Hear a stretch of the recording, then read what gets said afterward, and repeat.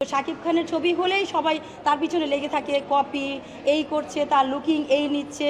Budget বেশি হলেই যে ছবি ভালো হবে এমন কোনো কথা নেই। এটা আমাদের মধ্যে একটা ভুল ধারণা যে বাজেট বেশি হলেই মনে হয় ছবি ভালো হবে। মেকিং, গল্প সব কিছু মিলে একটা ছবি হয়। সেখানে বাজেট বেশি হলেই যদি গল্প না থাকে, মেকিং ভালো না হয়, মিউজিক ভালো না হয়, গান ভালো না হয়, সেই ছবি তো অবশ্যই চলবে না। আর যদি অল্প বাজেট দিয়েও রায়হান রাফি যদি এই তুফান দেখাতে পারে, তাহলে আরও যদি ভালো গল্প হয় তাহলে রায়হান রাফি কি দেখাবে, এটাই একটা প্রশ্ন। বাংলাদেশের যতগুলো ছবি আমার জন্মের পর আমি দেখেছি, অনেকগুলো ছবি তো কপি।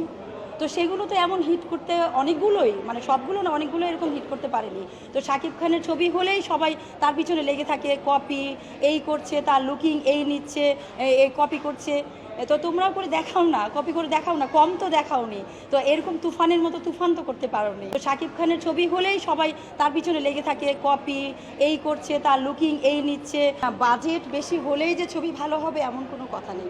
এটা আমাদের মধ্যে একটা ভুল ধারণা যে বাজেট বেশি হলেই মনে হয় ছবি ভালো হবে। মেকিং, গল্প সব কিছু মিলে একটা ছবি হয়।